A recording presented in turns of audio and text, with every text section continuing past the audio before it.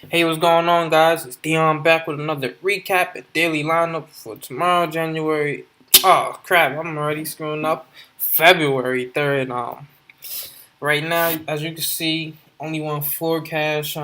Spent two, so profit of $2. I'll take it though. Not a bad day. Not a good one though. So let's look at this first lineup. Oh yeah, before I even get into that, man, I just want to thank all you guys who subscribe and comment and like my videos daily, man. I appreciate it, and to some of you that even starting to follow me on Twitter, on the account I made at Daily Fit FD Lineups. So I appreciate that, man. Right now I'm at 191 subscribers, man. That's a lot. One actually probably about a 2 months ago, or maybe like a month and some change ago, I was at 32, man. So to get to 191 in that time span is pretty good. So I appreciate that. So let's get into this lineup anyway.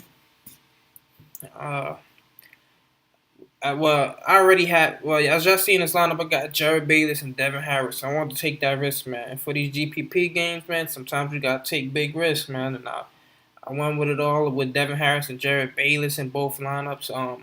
Fortunately for me, Devin Harris, I guess that is kind of playing the value with 17 points, but I thought with Rondo out, I thought he'd get a boatload of minutes when actually all in reality, it went to what's his name, JJ Barrez. So it was pretty disappointing there, man. I just thought he was gonna get at least 30 minutes, but he didn't even get that. I think he got about 25 or 26. So um, not that bad though. So Jared Bayless had a pretty decent game. He didn't start. He didn't start either. I thought he would start. Man, I guess they need that firepower coming off the bench.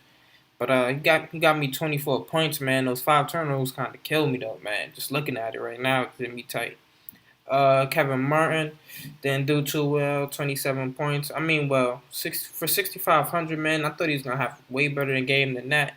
Dallas, I don't know, man. I was just throwing it out there, man, because I had Wiggins in this lineup. I'm like, if Wiggins, to be honest, these lineups were like last minute things because of the Kevin Durant being out, and who else I had? I had somebody else in this lineup that, oh, I had Aminu and all that. So man, trying to change these things at the last moment, kind of screwed me up in my thought process. Like, just think about it. Like, I stacked two different players. I had Kevin Martin and I had Andrew Wiggins. Then I had Jeff Green, Zach, and Mark Gasol, man. So I just wasn't thinking at the moment. Like, I was just putting anything, trying to rush to. And I was playing Xbox, man, smoking a few people in Madden, so I wasn't even focused at this point. So pretty bad lineup here, man. Zebo, I already knew Zebo was gonna go off, but just the main fact, like he's been having great games, I was like, let me put him in the game. Like I already knew he was gonna go off because the Suns are up tempo team, man. He's not running down up a left, and they're on the road. So at that, I know it's gonna be an up tempo game. Uh, Markeith and Marcus Morris is gonna stretch the floor. He's gonna have to be out guarding on the wing. So I knew that. I thought it would be a way better game for Gasol, man. So I didn't even want to go with Randolph, but I just did it just cause I'm like, all right, maybe if Blake Griffin flops, then I'll have definitely have Zach Randolph hit, man. Make space for some other players. So that was that lineup. I didn't win anything on that. Let's get into my second lineup. I got Jared Bayless, Devin Harris once again. DeRozan, what a flop, man. He was 32% owned, so I guess it didn't kill me that bad. Thought he had a way better game going against the Milwaukee Bucks at home. He's been having some pretty good games as of late, so I thought that would be a good matchup for him, man. But I guess it wasn't. I guess Giannis put the clamps on him, held him to 16 points, so not bad for Giannis actually in the Bucks, but bad for me. Dion Waiters, I had a feeling Dion Waiters was gonna go off, man. Orlando, they one of those up tempo teams as well. And I knew getting into that with OKC and somebody that likes to chuck up a lot of shots and Dion Waiters, I knew he's gonna probably go off tonight. I thought he was gonna probably get about 15 points to be honest with you, but I thought he'd have a lot more assists and rebounds. But I guess he just went into chuck mode as usual. So I'll take the 30 points from him. So good with that. MKG, I knew Washington sucked that guard and small forward, so I had to have him in this lineup.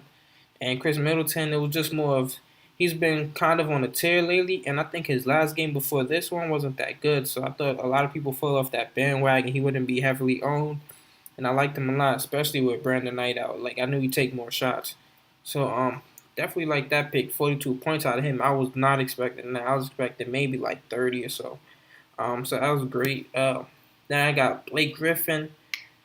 He had a great matchup, man. I don't know what it is. The Nets aren't that great against power forwards, but I guess it's just one of those things, man. You just have an off game and you're on the road too, so don't know what to say there, man. He even fouled out in the final moments of the game, so disappointed in him with 30. I thought he'd have about 45, man. If he did, definitely would have been great, man. He's only 13% owned, so probably would have got even more money than I had from this. Got four. Definitely probably would have had a lot more than that. So pretty disappointing there. Anthony Davis with 53. Knew he was a lot of people 6.8% on. Like I guess people didn't believe that the Hawks were like giving up a lot of points to power forwards, or they just were like they just didn't think Anthony Davis would do such such a great team. Excuse me, I'm all over the place right now. Such a great team. So definitely like that. That Marcus saw a pretty good game. Couldn't be mad at that. With that being said, let's get into today's lineup. This is definitely a GPP lineup. I would not suggest using this in any cash games, any 50-50s, none of that. So, right out the back, got Tyler Johnson. He's been playing good as of late for Miami. He's starting to get more minutes. Let's look at it. 24 minutes, 27 minutes, and even the game before that, he had 36. So, definitely like him a lot there. He had 36 points against the Boston Celtics last game. So, just gonna roll the dice on this, man. Pistons aren't that great against point guards anyway. Then I like Marcus Smart. It's looking like Evan Turner's role is getting reduced, man, because it seems like every game he's getting taken out at halftime and replaced with Marcus Smart. So I don't know what's going on with there, but I'm definitely willing to take that chance with Marcus Smart, especially against the Knicks. So not that great defensively. So I definitely like Marcus Smart tomorrow as well with Clay. Uh, King's giving a whole bunch of points. King's been in like top three teams giving up points to shooting guards all season. So definitely going with Clay, man. And that's probably practically almost be a home game, being as the Bay is close to Sacramento. Well, same place, man. Same difference, man. So definitely like Clay, man, a lot. Basically same place. KCP against Miami. This was kind of like a little fill-in. Well, I don't even want to call him a fill-in player, man. But he's just with Brandon Jennings out, he's just able to take a lot more shots. He's getting a lot more freedom to do what he wants. He plays great defense, man. In Miami, they're usually in a lot of low-scoring games, so it's probably more rebounds. I'll probably equate to more rebounds. That was just my thought behind it, man. So like KCP a lot and what he did last year. So let's look at this game against Houston. 48. He's playing. He's gonna get the minutes. I think he's gonna continue to get the minutes, especially after showing that defensive effort he did against James Harden, man, and no Brandon Jennings in there. So I definitely like him a lot tomorrow, and he's probably gonna have to take more shots with Hassan Whiteside, guarding Drummond. Greg Monroe will probably get off, but we're gonna get into that after. I got Bahamute. Think he's gonna have a decent game. The Philadelphia 76ers are not that bad at home, actually, man. Um, they really play pretty solid defense at home. They're still not great, but against the Nuggets teams that's struggling, definitely think Bahamute could get me around 20-25 points. Hopefully Kenneth Faried doesn't play, make it a lot easier. I think he is gonna play. Like he was only out with an illness. I doubt he's still sick to this day. So definitely like him a lot. Robert Covington, man. He's like burning me a lot of times, but he's definitely been playing pretty decent as of late. So definitely like him to get around 30 points, man, especially at home. Definitely like that pick. As well as LaMarcus Aldridge. All right, now his last game he got locked up against the Bucks, man. But I can't see Aldridge not going off two straight games, man. It's just not in him. So I'm definitely gonna replace him with Greg Monroe in another lineup. I'm gonna do probably the exact same lineup and just replace him. But I definitely like Aldridge a lot. Then next I like Sellinger. He's listed as a power forward, but he's practically the center for the Celtics, and the Knicks are giving up some of the like. Let's go look at this real quick. So let's go look at centers. In the last 5 games, the Knicks are giving up 54 points. 54.5 points. You want to round it off 55 to center. So definitely like that. And on the season, they're giving up 45. So that just tells you, man. Jaron Salinger might be a good value play. Oops, wrong tab. Might be a good value play for tomorrow, man. Definitely like him. And last but not least, DeMarcus Cousins, man. He's just gonna kill the Warriors, man. So Warriors aren't that good against centers as well. I think, if I'm not mistaken. They're not even up here right now. Well, they probably haven't played no elite centers. So where are they at actually?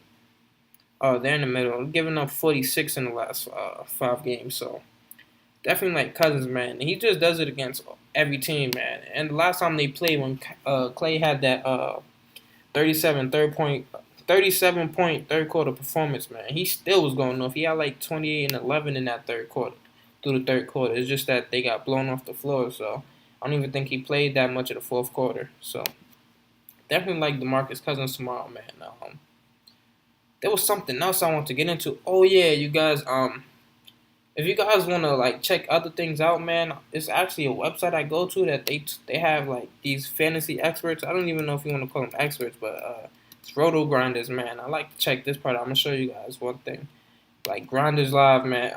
They usually start their fantasy, like it's usually about 3 episodes, like 3 shows a day. They'll probably start around 3:30, 4:30, and then 5:30. And it's basically like a bunch of like 6 different guys talking about the good value plays, good picks, or I'll even come and listen to this podcast sometimes. So, you guys could definitely check that out if you ever want some like better insight or just another insight, man. Because I might not be the greatest at this. Just doing it because I just like betting for fun, man. It's fun for me, man. Like if I hit the jackpot on it, so be it, man. I'll be hyped, but it's not the end of the world if I don't. So, and I don't do this for a living, so. That's about it for today, man. If anything, hit me up on Twitter in the comment section. Oh yeah, Twitter is Daily FD Lineups. So that's about it for today, man. And I'm out of here. Peace.